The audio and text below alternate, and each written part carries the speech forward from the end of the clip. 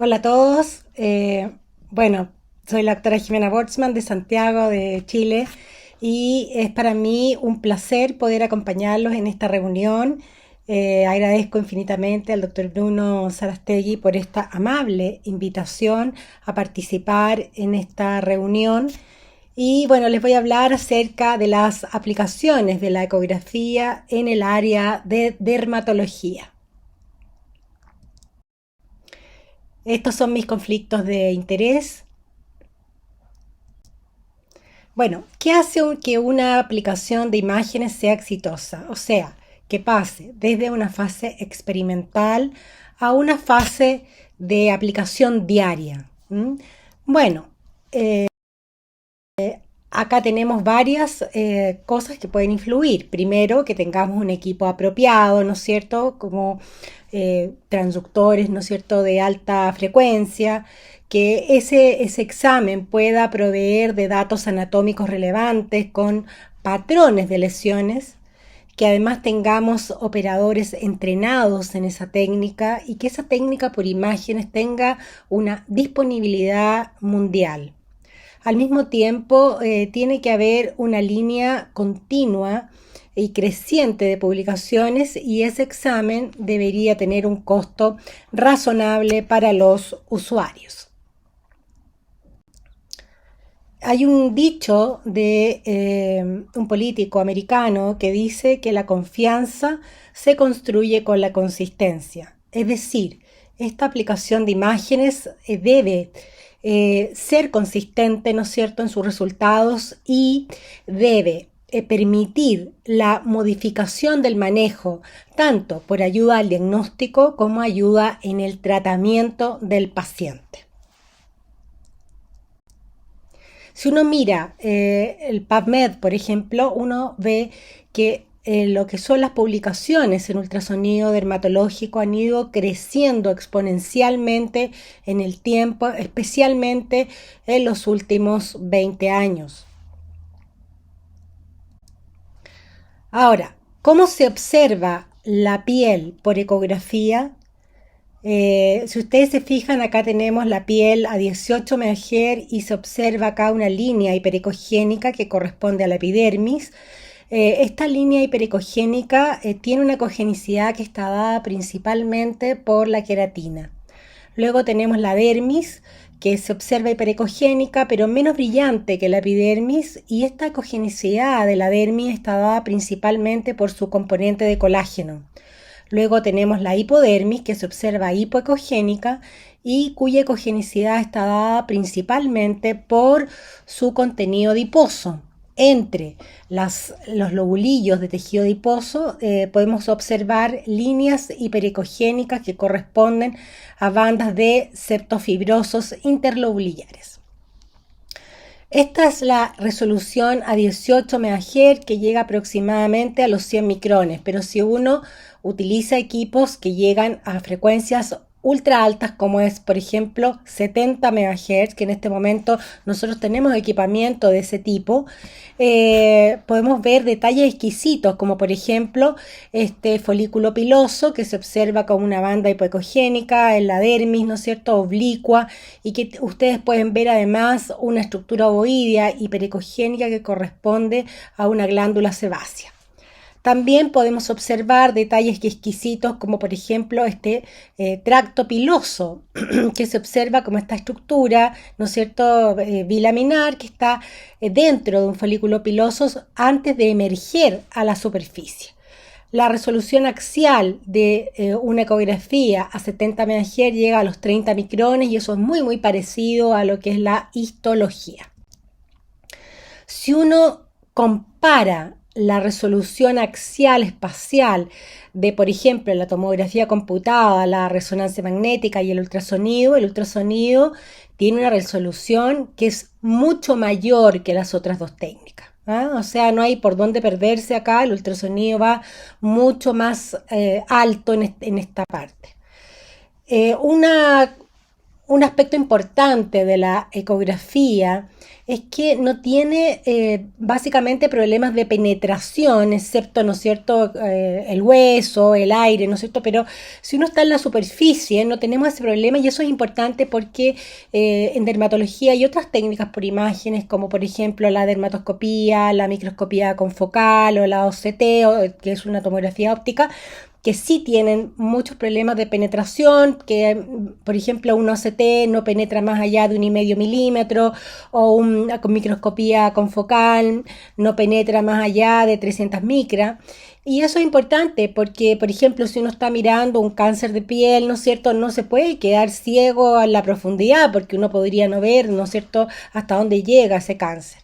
Aquí tienen, por ejemplo, una lesión de piel. En este caso es un pilomatrixoma, ¿no es cierto?, que ustedes pueden mirarlo a distintas profundidades, ya sea con distintos transductores, incluso ir adaptando, ¿no es cierto?, porque nosotros tenemos la suerte de tener transductores de frecuencia variable que permiten hacer este juego de profundidad. Otra cosa también importante es que tenemos la posibilidad, ¿no es cierto?, de tener el Doppler color, Power Doppler o estos software de coangio que nos permiten tener una visualización bastante clara de lo que es el flujo sanguíneo en tiempo real. Acá estamos viendo un hemangioma, ¿no es cierto?, y ustedes ven inmediatamente cómo se prende la pantalla de flujo, que en realidad uno no tiene que tener mucho entrenamiento para darse cuenta que esta es una lesión hipervascular. Otra estructura que es bastante interesante de poder observar es la uña. Aquí tienen una uña, ¿no es cierto?, en un eje longitudinal, en este caso un dedo índice, en que ustedes pueden claramente observar una estructura bilaminar hiperecogénica en la superficie que corresponde a la placa unguial, que tiene una banda dorsal o superficial, ¿no es cierto?, luego un espacio más hipoecogénico y luego tenemos una banda hiperecogénica que corresponde a la superficie ventral o interna, ¿ya? Luego se observa un espacio hipoecogénico que corresponde al área del lecho unguial y en la zona más proximal y superficial está el área de la matriz unguial.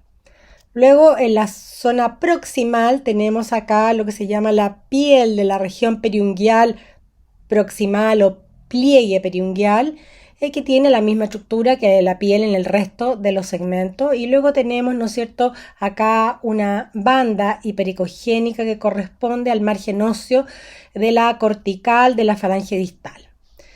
Con los equipos actuales uno puede hacer bonitas reconstrucciones tridimensionales y estas visualizaciones son bastante parecidas a lo que son las, ¿no es cierto?, visualizaciones histológicas.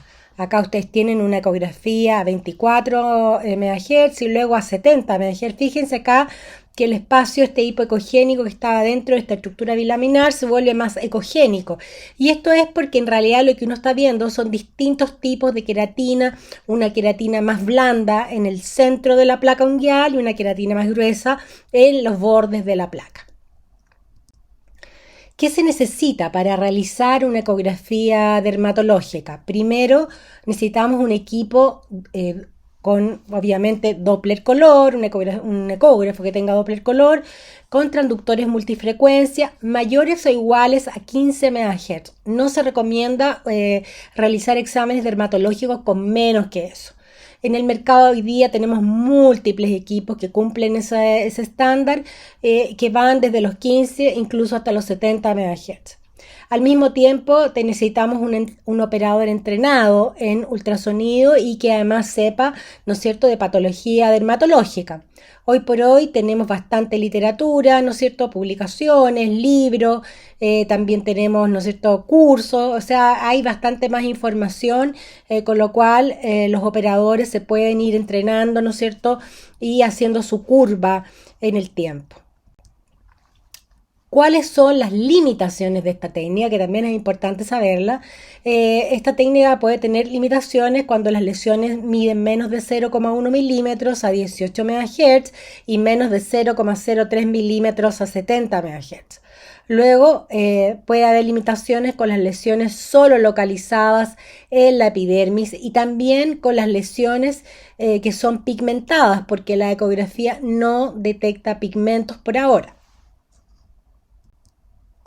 Existen estas guías para realizar ecografía dermatológica que están publicadas en los journals americanos y europeos de ultrasonido, que les recomiendo leerlas porque ahí está, ¿no es cierto?, todos los requisitos mínimos, ¿no es cierto?, que son interesantes de saber, porque aquí hay varios puntos que uno debería tomar en cuenta para poder realizar los exámenes. ¿Cuáles son las aplicaciones principales de la ecografía en dermatología? Y aquí tenemos un abanico bastante grande. Pueden ser tumores y pseudotumores benignos, anomalías vasculares, cáncer de piel, condiciones inflamatorias, también problemas de estética, ¿no es cierto? Y las lesiones unguiales.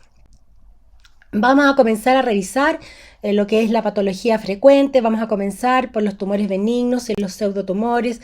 Y este es uno de los más frecuentes, los quistes epidérmicos o de inclusión epidérmica, que son producidos por remanentes epidérmicos, ya sea en la dermis o en el tejido celular subcutáneo. Pueden ser a veces congénitos, pero también pueden ser postraumáticos. Y estos quistes tienen un epitelio escamoso estratificado con una capa granular, contienen queratina. Existe una entidad que se llama quiste sebáceo, que en realidad es un mal nombre porque estos quistes epidérmicos no son quistes sebáceos, ¿ah? No tienen componentes sebáceos, sino que en realidad lo que tienen es queratina. Aquí tienen un caso, ahí tienen el aumento de volumen, ¿no es cierto? Y la estructura acá se ve claramente, está en la dermis y en el subcutáneo, su estructura oval, hipoecogénica, y ustedes ven acá estas láminas hipoecogénicas que corresponden a láminas de queratina, y esta estructura, como tiene un componente también fluido, produce un reforzamiento acústico hacia posterior. Un dato importante acá es que por ejemplo, esta estructura está muy cerca de lo que es la arteria facial, entonces es un dato que no es menor cuando uno está reportando un quiste epidérmico en esta localización.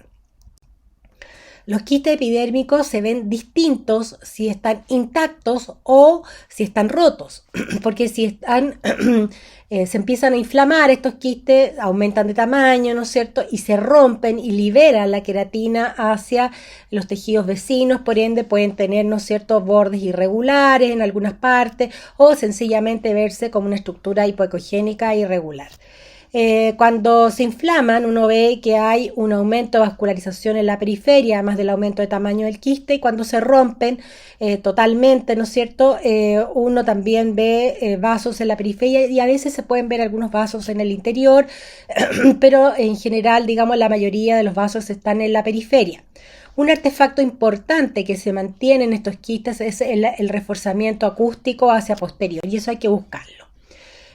Cuando uno está observando los quistes epidérmicos, debe tratar de observar lo que es la cápsula del quiste, porque cuando el quiste se rompe y quedan restos de cápsula, ese quiste tiende a recurrir. Por ende es importante poder avisar que existe ¿no es cierto?, un fragmento de cápsula en el borde del quiste. ¿Ya?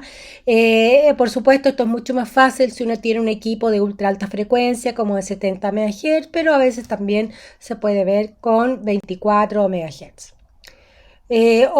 Otra lesión importante es el pilomatrixoma. Este es un tumor benigno derivado de la matriz del pelo. Y aquí el error clínico está reportado en más de un 50%. ¿Por qué? Porque se confunde mucho con el quiste epidérmico.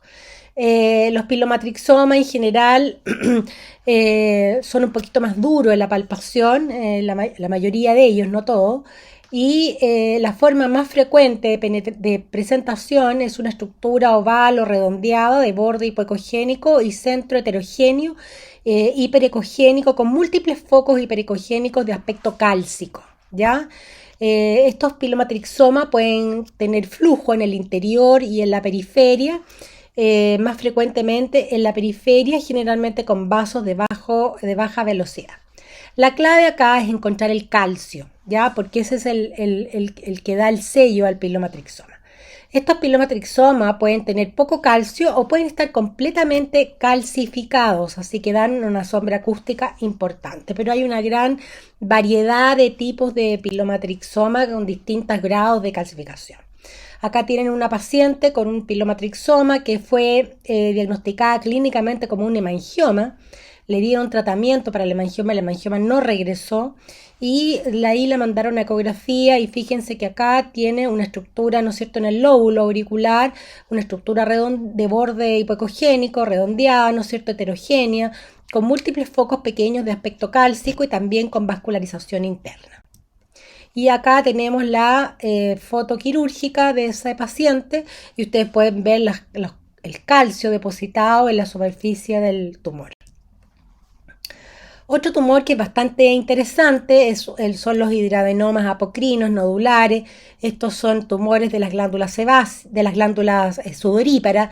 Y aquí hay una alta tasa de error tanto en la clínica como en la dermatoscopía, ¿ya? ¿Por qué? Porque estas lesiones son solidoquísticas, generan variables presentaciones clínicas y fíjense acá como se ve en ecografía, se ve como una lesión solidoquística con áreas anecogénicas de aspecto lacunar, con zonas hipoecogénicas que pueden tener, ¿no es cierto?, flujo en su interior. Este es otro hidradenomas apocrino nodular. Fíjense que la presentación clínica es distinta a la anterior. Uno puede tener la duda con una lesión de estirpe vascular. Y estos tumores presentan niveles líquido-líquido, ¿ya? Porque tienen zonas que son hemorrágicas. Y, ¿no es cierto?, uno de los artefactos bonitos. Jingle bell, jingle bell, jingle bell rock. Jingle bells swing.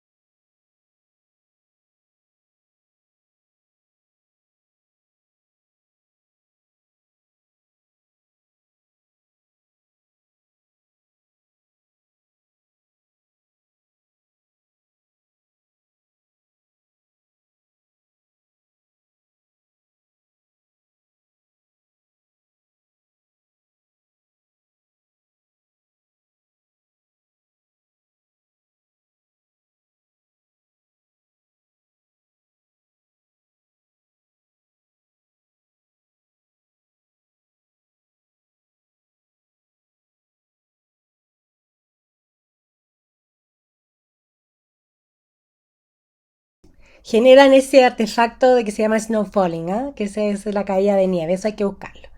Otro tumor que es benigno es el nevus sebáceo de Jadasson. Fíjense que este es un amartoma en realidad que se ve frecuentemente en niños, es congénito, se ubica en la cara y en el cuero cabelludo como unas placas, ¿ah? Que se vuelven un poquito engrosadas y con una estructura verrucosa a veces en la superficie este nevus tiene riesgo de que posteriormente pueda presentar tumores secundarios, incluyendo el cáncer de piel, ¿ya? Así que es importante diagnosticarlo. En ecografía con 24 MHz uno generalmente puede ver un engrosamiento de la dermis con un poquito de hipervascularización, pero acá lo ideal es tener un equipo de ultra alta frecuencia, porque con ultra alta frecuencia que llega a los 70 MHz uno puede ver cosas tan exquisitas como una distorsión de los folículos pilosos, por ejemplo. Son unidades pilosebáceas totalmente engrosadas, irregulares, y uno ve una proliferación de glándulas sebáceas en la zona del nevus. Ustedes ven acá en una comparación con histología, aquí vemos que las glándulas están delineadas y ustedes ven cómo proliferan estas glándulas sebáceas en este nevus. Otra aplicación son las lesiones vasculares. Y bueno, una de las más frecuentes es el hemangioma de la infancia. El hemangioma de la infancia es un tumor benigno, uno de los más frecuentes en la edad pediátrica, y este tumor benigno que tiene, ¿no es cierto?, proliferación endotelial vascular, tiene un comportamiento clínico bastante típico. Primero, tiene una fase proliferativa en la cual hay un crecimiento importante después del nacimiento, y en ecografía se observa una masa generalmente hipoecogénica, medianamente definida o mal definida y altamente vascularizada. Y luego en el tiempo, después de los 8 meses o un año y medio del nacimiento, este tumor empieza a regresar, primero parcialmente, empieza a crecer más lento. La ecogenicidad se vuelve mixta con áreas hipoecogénicas e hiperecogénicas, pero mantiene una hipervascularización de menor grado con respecto a la fase inicial. Y luego tenemos una fase de regresión total, donde el hemangioma para de crecer, se vuelve prácticamente hiperecogénico en su totalidad y se vuelve hipovascular. Pueden haber áreas de reemplazo, ¿no es cierto?, de esta estructura vascular por un tejido fibroadiposo con zonas de lipodistrofia, pero la clave acá es el aspecto de masa de esta estructura, porque este es un tumor que ocupa espacio.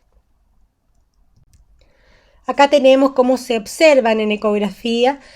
Esta es una fase proliferativa donde ustedes ven que el hemangioma se observa predominantemente hipoecogénico y luego va cambiando a una regresión parcial donde uno tiene una ecoestructura mixta, y luego a la fase de regresión total o involución en la cual se ve hiperecogénico. Y en Doppler color, fíjense cómo va cambiando el grado de vascularización desde una fase proliferativa a una fase de involución.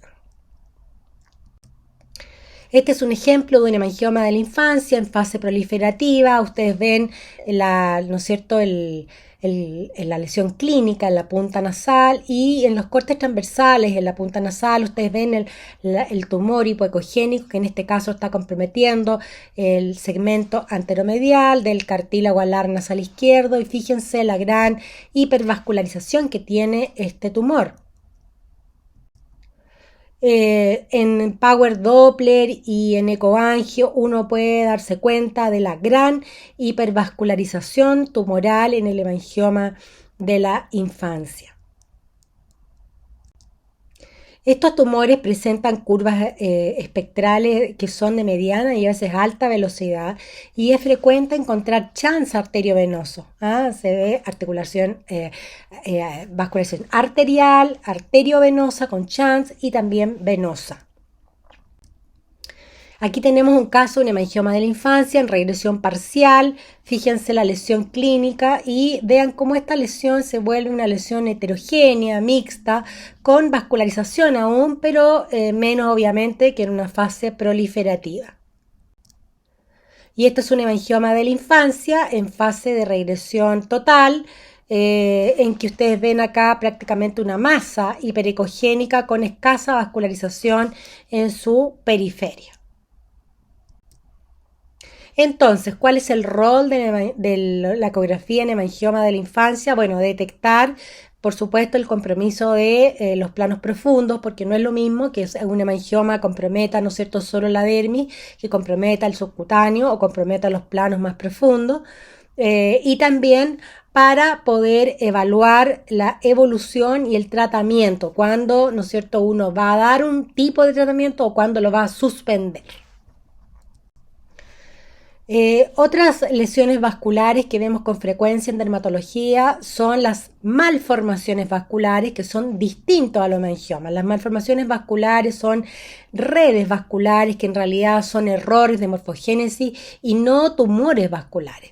Estos se clasifican en alto flujo y bajo flujo. Los de alto flujo son arteriales y arteriovenosos, los de bajo flujo son venosos, linfáticos y capilares. Aquí tenemos un ejemplo de una malformación vascular arterial de alto flujo. Ustedes ven la lesión vascular acá, se ve un poco tenue, pero ahí está. Y aquí ustedes ven esta tortuosidad de vasos acá en el subcutáneo y miren la gran hipervascularización que tiene esta lesión con mucho aliasing por la gran turbulencia que tiene este flujo. Y aquí lo ven en ecoangio, fíjense que acá la velocidad de este flujo es 46,2 centímetros por segundo, o sea, esta paciente tiene un flujo más alto que una arteria, ¿no es cierto?, radial o una arteria tibial posterior en su subcutáneo. Este es otro tipo de malformación vascular, esta es una malformación vascular venosa, ustedes ven la lesión acá y ustedes ven acá una red de estructuras tubulares y lacunares en el subcutáneo, ustedes no ven mucho flujo acá, ¿no es cierto?, excepto algunos vasos en la periferia. Si ustedes comprimen van a ver el flujo venoso, ¿no es cierto?, como reflujo bueno, se puede pesquisar, ¿no es cierto?, esto con una curva espectral. Y este es un ejemplo de una malformación vascular de bajo flujo de tipo capilar, en el cual ustedes ven acá una malformación que genera una alteración de cogenicidad en el subcutáneo, ¿no es cierto? Y también, ¿no es cierto?, un poco en la dermis, pero que no tiene un componente vascular evidente cuando uno la ve al Doppler color. Y esto es porque el flujo capilar tiene menos de 2 centímetros por segundo, entonces los equipos habituales no detectan flujo en estos casos. Este es un ejemplo de una paciente que comenzó con una lesión vascular súbita en el labio. En realidad no estaba muy claro por qué había comenzado con esta lesión y fíjense que esta lesión está compuesta, ¿no es cierto?, por estructuras tubulares y adentro existe una formación hipoecogénica que corresponde a un trombo. Esto era una malformación vascular de bajo flujo de tipo venoso con un foco de trombo en su interior y eso explica la aparición súbita de la lesión en labial. Entonces, ¿cuál es el rol de la ecografía en las malformaciones vasculares? Identificar el tipo y la extensión de la malformación vascular, identificar las complicaciones como una trombosis, por ejemplo, como vimos en el caso anterior. También para guiar procedimientos percutáneos, o, por ejemplo, una escleroterapia, o monitorear tratamientos no invasivos como un láser. Nuestra siguiente aplicación es el cáncer de piel y bueno, está altamente demostrado que hay una alta correlación entre el grosor del tumor descrito por ecografía y el descrito por histología. El cáncer de piel, como sabemos, es el cáncer más frecuente en los humanos y se ubica principalmente en áreas expuestas al sol y por eso es muy frecuente en la cara. Aquí tenemos cómo se ve un carcinoma vasocelular en ecografía. Fíjense que tiene la lesión clínica y luego tenemos la lesión ecográfica como una estructura, ¿no es cierto?, focal, hipoecogénica, de contornos medianamente bien delimitados y que tiene estos puntos hiperecogénicos. ¿Ya? ¿Qué son estos puntos hiperecogénicos? Muchos de ellos son calcificaciones, otros son quistes cóneos, pero hay un gran porcentaje que no corresponde ni a calcificaciones ni a quistes cóneos y creemos que eso es una representación de lo que son los nidos compactos de células atípicas. ¿Por qué pensamos eso? Porque cuando uno mira los subtipos de carcinoma vasocelular, se da cuenta que el número de puntos aumenta efectivamente cuando el tumor es más agresivo, ¿ya? En los subtipos más agresivos, porque hay varios subtipos de carcinoma vasocelular. Los más subtipos más agresivos son micronodular, morfeiforme, esclerosante, ¿no es cierto?, infiltrativo, metatípico, en fin. ¿Ya? En este trabajo se describió que se describió a 15 MHz, el punto de corte fueron 7 puntos hiperecogénicos en el corte de 1B más punto, y eso es indicativo, estaba linkeado a un subtipo más agresivo.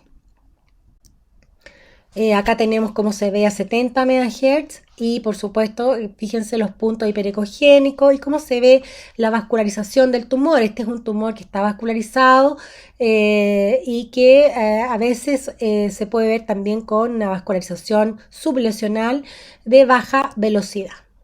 Esta es una comparación del tumor en histología y en ultrasonido con muy poca diferencia ¿no es cierto?, entre ambos subtipos. Acá tenemos un caso de un paciente que llegó por una lesión en la zona nasal y en la ecografía se pesquisaron 2 lesiones que estaban cerca, también en la zona nasal, y esto permitió que se hiciera un colgajo frontonasal una sola vez, entonces se solucionó inmediatamente los 3 focos de cáncer de piel y no se empezó a sacar de a uno, que en el fondo eso tiene un pronóstico cosmético para el paciente mucho peor. En este caso, esta paciente tenía esta lesión en el párpado inferior y acá la pregunta que nos hacían si estaba comprometido el músculo orbicular del párpado y por supuesto estaba comprometido. Fíjense que acá el tumor invade la musculatura orbicular que va acá, en los puntos hiperecogénicos. En este otro caso tenemos acá si hay un cartílago involucrado en el pabellón auricular y fíjense que acá tenemos, ¿no es cierto?, cómo el tumor invade el cartílago auricular y se vuelve, ¿no es cierto?, esa zona más borrosa. Fíjense que el cartílago normalmente es bastante bien definido y acá pierde totalmente su definición y vemos, ¿no es cierto?, esta estructura vascular.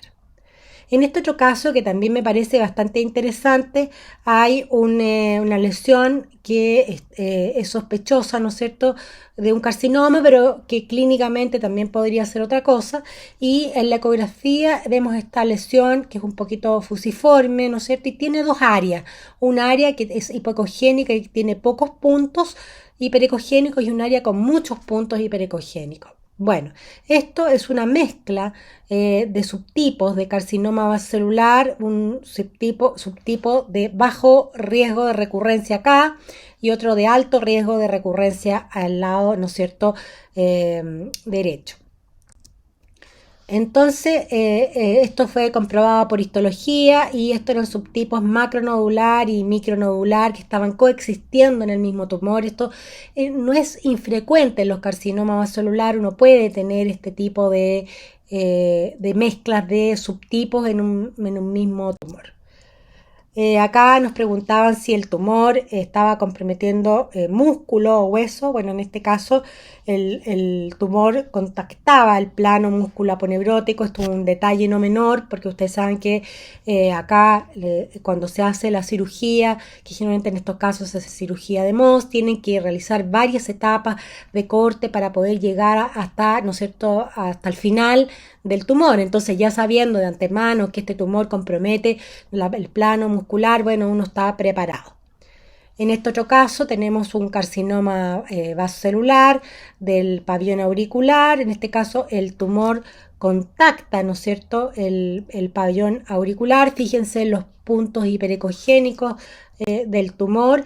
Y este paciente se hizo un Mohs y recurrió un año después de la cirugía. ¿Por qué recurrió? Bueno, el MOS ciertamente es un muy buen método de cirugía, pero no es 100% efectiva. Y en este caso, este paciente recurrió después de una cirugía de MOS. En este otro caso, tenemos un paciente ya mayor que tiene un vaso celular que se trató con crioterapia, no con cirugía, porque la biopsia decía que infiltraba solamente hasta el plano reticular de la dermis. Entonces lo controlaron para saber si quedaba tumor vasocelular remanente. Y bueno, se hizo la ecografía. Ustedes miren que en los bordes de este paciente, en los bordes de la lesión, de la cicatriz, digamos, tenía tumor remanente. Entonces se hizo un mapa de dónde estaba el tumor. Aquí tenemos una paciente que tiene rellenos, tiene ácido hialurónico en los labios y comenzó con esta lesión, entonces no se sabía si esto era una complicación del procedimiento estético o realmente era un vaso celular. Acá tienen algunos depósitos de hialurónico en los labios, está el labio superior, labio inferior, y ustedes ven acá en la periferia cómo se observa el tumor vasocelular, ¿no es cierto?, con los puntos hiperecogénicos y que está comprometiendo la dermis de la piel del labio. En cuanto a las condiciones inflamatorias, una de las utilizaciones más frecuentes es la hidradenitis supurativa. Esta es una enfermedad crónica, autoinmune, que afecta a los folículos pilosos, genera abscesos, túneles o trayectos fistulosos en la dermis y el subcutáneo. Es bastante frecuente en las axilas y en las regiones inguinales, pero también puede afectar otras áreas. En este trabajo que se publicó hace 10 años, se detectó que aquí había una discordancia entre lo que era el estadiaje clínico de severidad de la enfermedad con lo que se pesquisa por ecografía, y la conclusión es que el estadiaje clínico subestima la severidad de la enfermedad.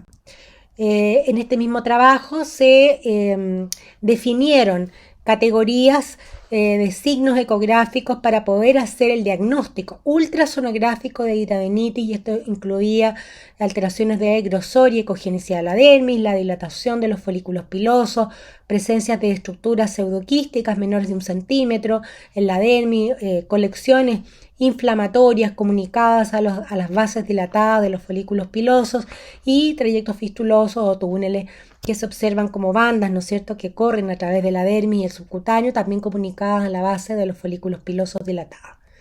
Estas estructuras, las colecciones inflamatorias y las fístulas, son una de las lesiones claves de la hidradenitis supurativa. Las colecciones inflamatorias se ven como estructuras saculares y los trayectos fistulosos como bandas, ¿no es cierto?, hipoecogénicas. Adentro de estas estructuras uno puede observar múltiples fragmentos hiperecogénicos que corresponden a tractos pilosos que se generan ectópicamente en esta enfermedad. Acá tienen una fístula bastante grande, ¿no es cierto? Esta fístula medía más de 8 centímetros, corría a través de la dermis y el subcutáneo y con hipervascularización en su periferia. Con 70 MHz uno puede ver cosas más exquisitas, por ejemplo, y hacer el diagnóstico temprano de hidradenitis. Y aquí tenemos varios signos, como por ejemplo la dilatación y el curvamiento de los folículos, la presencia de un abalonamiento de las estructuras foliculares, que además donan esta queratina cuando se rompen hacia el plano dérmico o subcutáneo. También bandas hiperecogénicas que unen los folículos pilosos, y estos fragmentos de queratina que protruyen desde los folículos abalonados hacia la dermis, que nosotros lo llamamos el signo de la espada, porque ayudan a romper el folículo abalonado. Estos son los criterios actualizados de diagnóstico de hidradenitis supurativa por ecografía, en los cuales se unieron los signos que se ven a, ¿no es cierto?, 15 y 18 MHz con los signos que se ven a ultra alta frecuencia como 70 MHz, pero que es básicamente lo que yo les expliqué, es que se agrupan en 5 categorías con 3 o más categorías positivas. Se hace el diagnóstico ecográfico de hidradenitis. También existe una forma de estadiar ecográficamente la hidradenitis, y acá este es el primer intento de hacer este estadiaje, que es muy parecido al estadiaje clínico de Hurley, pero que acá es un estadiaje anatómico en el cual uno va contando las colecciones y trayectos fistulosos y establece un grado de severidad. Y este es el mismo estadiaje que se llama SOS-HS, pero ahora modificado, que en realidad adiciona una categoría, se divide la categoría en tres, en A y B, de acuerdo a la cantidad de trayectos comunicados y no comunicados, y además saca de la clasificación inicial el número de sectores comprometidos y lo lleva a un scoring de actividad inflamatoria. Este es el scoring de actividad inflamatoria de la hidradenitis, que se llama USHSA, que en el fondo uno va asignando puntaje con los signos inflamatorios, ¿no es cierto? Como por ejemplo el aumento de congenicidad del subcutáneo, el aumento de la vascularización, cuántas regiones están comprometidas o subregiones. Y esto además uno lo controla, ¿no es cierto? Porque esto hay variables que se adicionan en el control y entonces uno puede hacer un puntaje que eso va dando, ¿no es cierto? Cómo va la actividad inflamatoria en el tiempo. Esto es importante cuando uno controla los tratamientos sistémicos, por ejemplo los biológicos. Acá tienen una paciente, esta es una paciente que lleva tratada 3 años por un diagnóstico de foliculitis recurrente y en el último año, ¿no es cierto?, sigue con eso y le diagnosticaron una hidradenitis, pero en etapa 1. Entonces la mandan a la ecografía y la ecografía, bueno, se ve un tremendo trayecto fistuloso de más de 8 centímetros que está uniendo estas dos lesiones, porque aquí pareciera que fueran dos lesiones separadas, pero en realidad esto es un túnel que corre debajo y que une las dos lesiones, por eso esta paciente es ecográficamente de etapa 2, no 1. En este trabajo que se realizó en 13 hospitales de España se validó la ecografía como método, ¿no es cierto?, para poder tapificar adecuadamente la hidradenitis supurativa y se vio que las concordancias intra o interoperador eran mucho más altas que las concordancias que se veían con los estadiajes clínicos.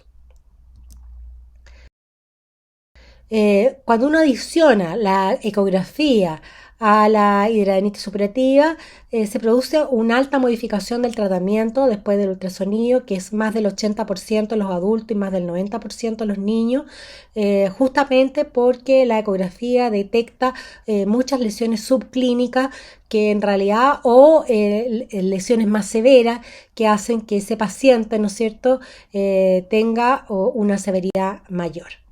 Este es el algoritmo de tratamiento que está recomendado por la Sociedad Chilena de Dermatología, en el cual ustedes ven que primero, ¿no es cierto?, se hace un estadiaje clínico y aquí está la ecografía corrige el estadiaje clínico y de ahí el paciente es tratado, ¿no es cierto?, de acuerdo a su etapificación ecográfica. Eso es muy importante a poder hacer un tratamiento basado en las imágenes. Otra enfermedad inflamatoria que también es importante de conocer es la morfea. La morfea es una enfermedad del tejido conectivo, también llamada esclerodermia, ¿no es cierto? Y que tiene una fase inflamatoria que termina en una fase fibrótica. La gracia acá es hacer el diagnóstico precoz en la fase inflamatoria y ustedes ven acá cómo se ve la morfea. En la morfea los signos más importantes son, ¿no es cierto?, la pérdida de definición del límite dermohipodérmico, el aumento de la ecogenicidad del subcutáneo, la hipervascularización dermohipodérmica. Obviamente que aquí hay un engrosamiento y disminución de la ecogenicidad de la dermis, pero eso por sí solo, obviamente que existe la morfea, pero no lo consideramos para hacer un control de actividad porque solo el engrosamiento y la disminución de la ecogenicidad dérmica no es algo específico. Por ende, lo usamos para controlar la actividad de la morfea, los otros signos que mencioné en el subcutáneo y en el flujo. Aquí tienen ejemplos de morfea en fase inflamatoria, en que ustedes ven cómo se borra el límite entre la dermis y el subcutáneo y se produce esta vascularización importante en el límite dermohipodérmico.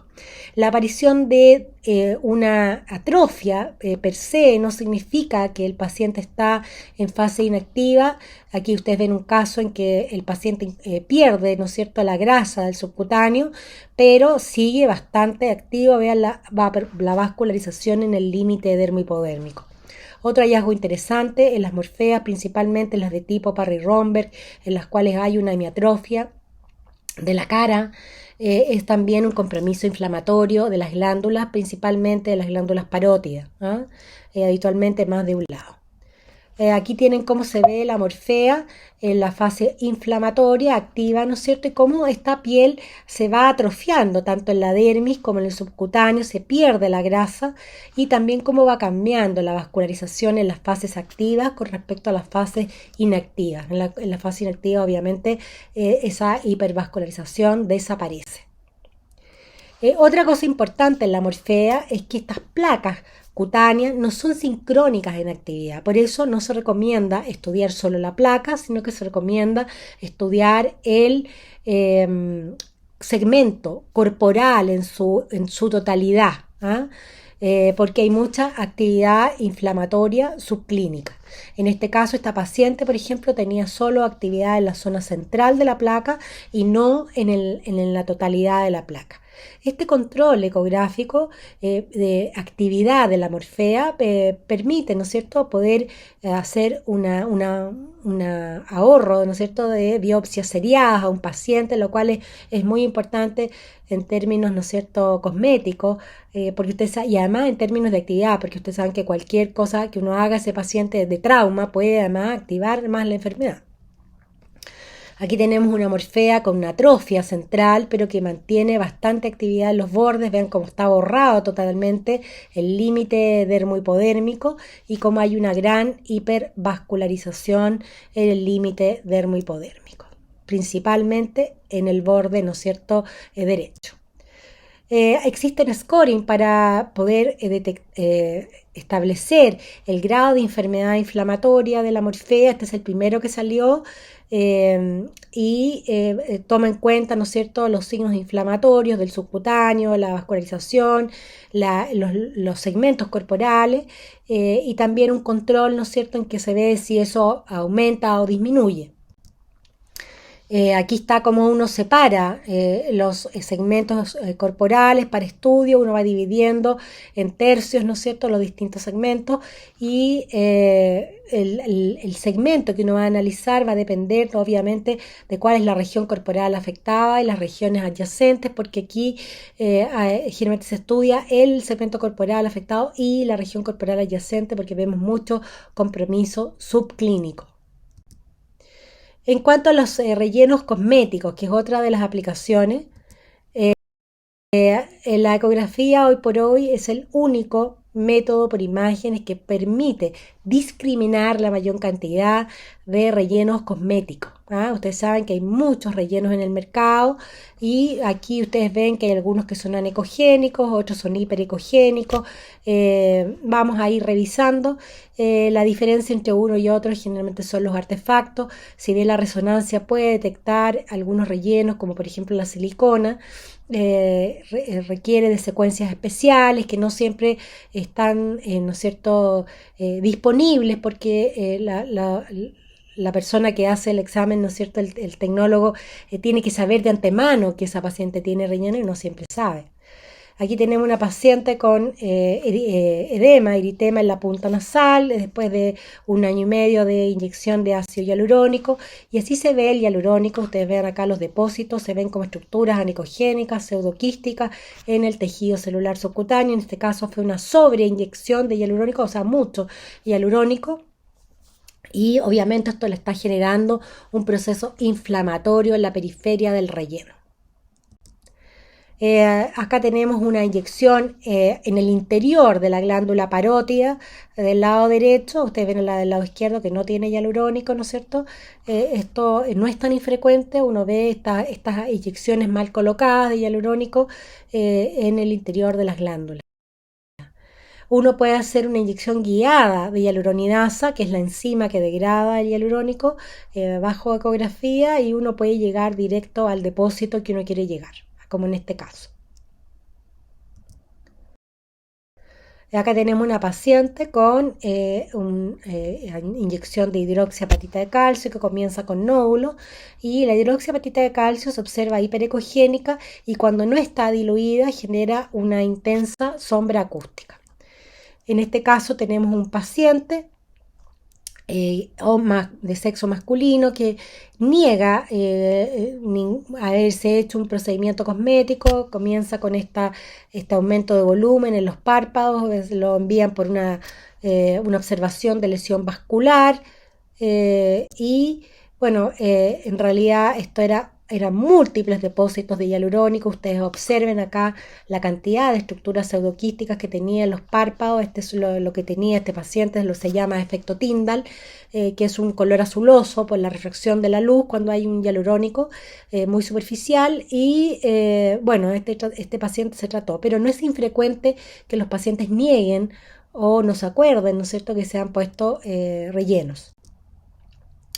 Acá tenemos una paciente con una reacción morfeiforme, ¿no es cierto? Ustedes ven las zonas hiperpigmentadas acá en la piel. Ella no dijo que se había puesto una sustancia de relleno, que en este caso era aceite de silicona. El aceite de silicona se observa así, hiperecogénico, y tiene este artefacto que se llama en tormenta de nieve, ¿ya? Esta silicona migra por gravedad hacia las zonas más caudales. Entonces a veces si se le inyectan, ¿no es cierto?, en las pantorrillas, le puede llegar hasta el tobillo. Si se le inyecta en los glúteos, incluso también le pueden llegar hasta el tobillo. También puede drenar hacia el sistema linfático, como en este caso, en que tenía linfonodos con sustancia de depósito. Estos rellenos como la silicona pueden generar bastante desfiguración facial, y esto ocurre principalmente en las inyecciones masivas, como por ejemplo esta paciente que tenía mucho aceite de silicona en la zona glabelar, en las mejillas, en los labios, ¿no? Esta silicona es muy difícil de extraer y generalmente cuando los operan le sacan algunas partes, ¿no es cierto? Pero como escurre a través de los planos es muy difícil de poder sacarla. En este caso tenemos un trayecto fistuloso después de una inyección de polimetil metacrilato. Este es un relleno sintético que se observa hiperecogénico y tiene estos artefactos en minicola de cometa. Es una especie de plástico que en realidad es bastante también difícil de sacar, y ha sido asociado a hipercalcemia y a daño renal. También pueden haber reacciones tardías, como estas reacciones inflamatorias y granulomatosas, ¿no es cierto?, que encapsulan los rellenos, como en este caso rellenos de ácido hialurónico. Fíjense acá, el hialurónico está, ¿no es cierto?, como estructuras anicogénicas, pseudoquísticas, que están marcadas como asterisco, y entre medio está este tejido inflamatorio y granulomatoso que está generando además nódulos a la paciente. Estas reacciones inflamatorias y granulomatosas pueden tener áreas de licuefacción, y para eso nosotros podemos hacer una inyección guiada de hialuroniasa y esteroides, como en este caso, y tratar de colapsar esos depósitos de hialurónico y disminuir la reacción inflamatoria y granulomatosa en forma guiada. Aquí tenemos otra reacción. Esto es una paniculitis post inyección de ácido hialurónico. Vean acá el aumento de cogenicidad del tejido adiposo en la área de inyección, con un engrosamiento incluso de los septos interlobuliares y una gran hipervascularización. Y esta paciente, que fue tratada múltiples veces por rosácea y que en realidad está llena de un aceite de silicona en el plano subcutáneo.